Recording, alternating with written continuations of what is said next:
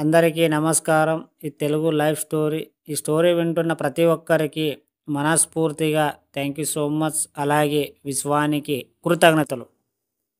ఆహా! ఎంత బాగా పాడుతున్నాడు. ఆ శిల్పం ఎవరో కానీ ఎంత చక్కగా మలిచాడండి శిల్పాన్ని. ఆ బొమ్మ ఎంత బాగా వేశాడో, ఎంత అద్భుతంగా నృత్య ప్రదర్శన ఇచ్చారండి. ఇలా మనం ఎన్నో సందర్భాలలో అనుకుంటాం లేదా వింటుంటాం. నిజంగా వారు వారి కళలో నిష్ణుతులుగా ఎదిగారు. ఎందుకంటే వారి కళలే వారి ప్రపంచం. ఒక గాయకుడిని తీసుకున్నప్పుడు ఊరికే కూర్చునకుండా ఏదో కూని రాగాలు తీస్తూ ఉంటాడు. ఒక డాన్సర్ని చూసినప్పుడు ఊరికే కాకుండా కాళ్ళు ఆడిస్తూ ఉంటాడు. వారికి 24 గంటలు అదే ధ్యాస.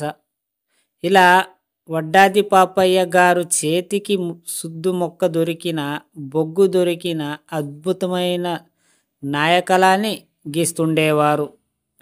వారు అంత గొప్పవారు ఎందుకయ్యారో ఎప్పుడైనా ఆలోచించారా?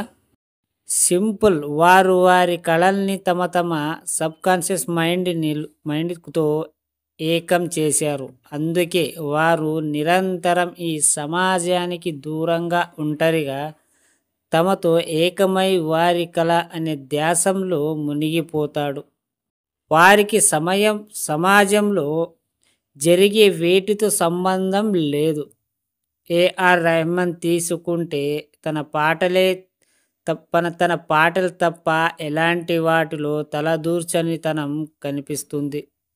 ఇలాంటి వారిని గమనించినప్పుడు ఒక ఋషి లాంటి తదాత్మకత వారితో కనిపిస్తుంది.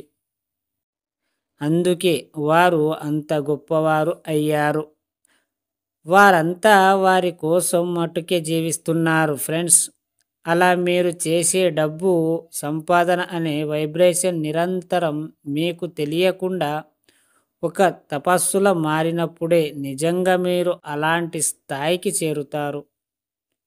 Yes, you are the billionaire.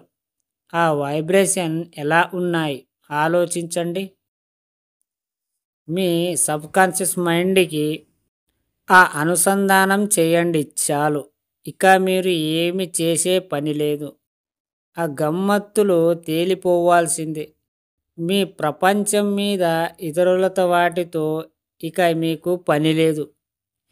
ఆ ఏకాగ్రత చాలు మీరు ధనవంతులుగా మారటానికి.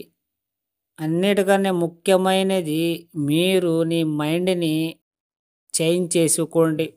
మంచిగా ఆలోచించే విధానంలో పెట్టండి. నీ మైండ్ సెట్ని చేంజ్ చేసుకోండి. అప్పుడే మీరు ఇవన్నీ చేయగలరు. ఫ్రెండ్స్, ఈ స్టోరీ వింటున్న ప్రతి ఒక్కరికి, విన్న ప్రతి ఒక్కరికి మనస్ఫూర్తిగా thank you so much. Thank you universe.